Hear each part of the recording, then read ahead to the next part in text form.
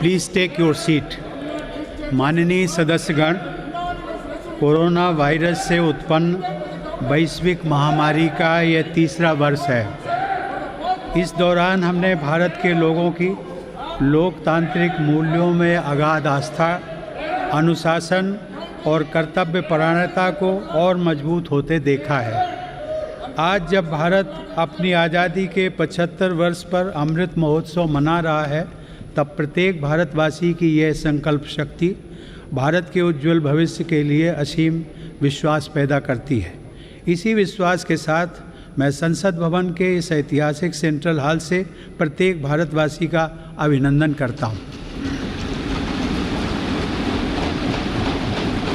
मैं आज संसद के इस समवेत सत्र में देश के उन लाखों स्वाधीनता सेनानियों को नमन करता हूं, जिन्होंने अपने कर्तव्यों को सर्वोच्च प्राथमिकता दी और भारत को उसके अधिकार दिलाए।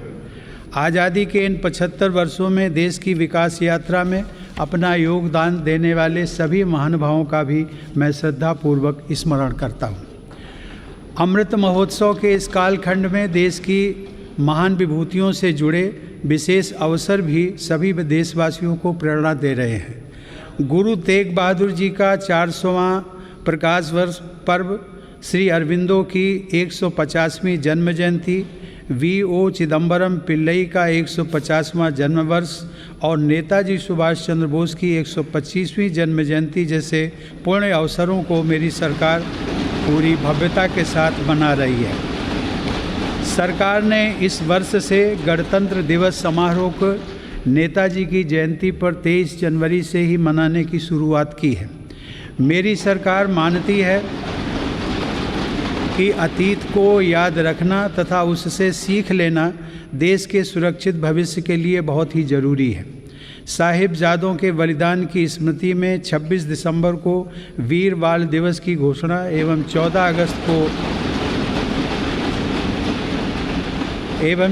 अगस्त को विभाजन विभीषिका स्मृति दिवस इसी सोच का परिचायक है। सरकार ने भगवान बिरसा मुंडा को श्रद्धांजलि स्वरूप उनके जन्म दिवस 15 नवंबर को जनजातीय गौरव दिवस के रूप में मनाने का भी निर्णय लिया।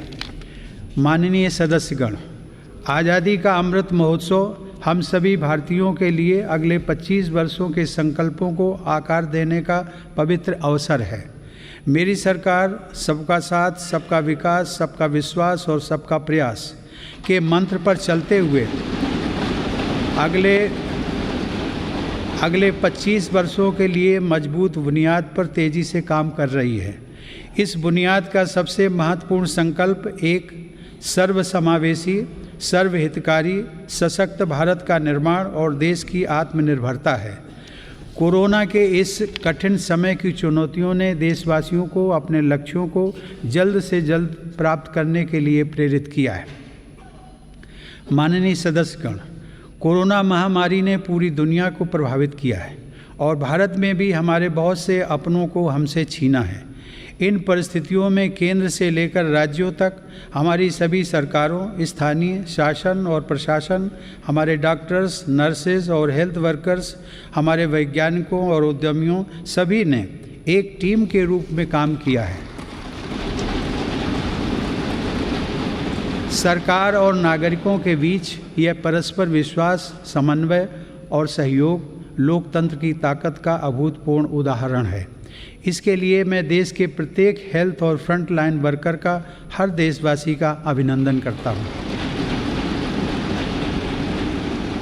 कोविड-19 के खिलाफ इस लड़ाई में भारत के सामर्थ्य का प्रमाण कोविड वैक्सीनेशन प्रोग्राम में नज़र आया है। हमने 1 साल से भी कम समय में 150 करोड़ से भी ज़्यादा वैक्सीन डोज लगाने का रिकॉर्ड पार किया है। आज हम पूरी दुनिया में सबसे ज़्यादा वैक्सीन डोज देने वाले अग्रणी देशों में से एक हैं। इस अभियान की सफलता ने देश को एक ऐसा रक्षा कवच दिया है जिससे हमारे नागरिकों की सुरक्षा भी बढ़ी है और उनका मनोबल भी बढ़ा है। आज देश में 90% से अधिक वयस्क नागरिकों को टीके की एक डोज मिल चुकी है, जबकि 70% से अधिक लोग दोनों डोज ले चुके हैं। हर घर दस्तक अभियान के माध्यम से सरकार बाकी लोगों तक भी पहुंच रही है। इसी माह वैक्सीनेशन प्रोग्राम में 15 से 18 वर्ष तक के किशोर किशोरियों को भी शामिल किया गया है। साथ ही फ्रंटलाइन वर्कर्स और बीमारियों से ग्रस्त वरिष्ठ नागरिकों के लिए प्रिकॉशनरी डोज की भी शुरुआत की गई है। अब तक देश में कुल 8 वैक्सीन्स को इमरजेंसी यूज़ के लिए स्वीकृत मिल चुकी है। भारत में बन रही 3 वैक्सीन्स को विश्व स्वास्थ्य संगठन की तरफ से आपात स्थिति में उपयोग की मंजूरी भी मिली है। भारत में बन रही ये वैक्सीन्स पूरी दुनिया को महामारी से मुक्त कराने और करोड़ों लोगों का जीवन बचाने में अहम भूमिका निभा रही है। माननीय सदस्यगण, कोरोना महामारी से निपटने के लिए हमारे देश के प्रयास केवल तात्कालिक चुनौतियों तक सीमित नहीं हैं। इसीलिए मेरी सरकार ऐसे दूरदर्शी समाधान तैयार कर रही है जो भविष्य के लिए भी प्रभावी और उपयोगी रहें। सरकार द्वारा 64,000 करोड़ रुपए की लागत से शुरू किया गया प्रधानमंत्री Ayushman Bharat health infrastructure mission इसका एक सराहनीय उदाहरण है। इससे न केवल वर्तमान की स्वास्थ्य संबंधी ज़रूरतों को पूरा करने में मदद मिलेगी, बल्कि आने वाले संकटों के लिए भी देश को तैयार किया जा सकेगा। मेरी सरकार की संवेदनशील नीतियों के कारण देश में अब स्वास्थ्य सेवाएं जन साधारण तक आसानी से पहुंच रही हैं।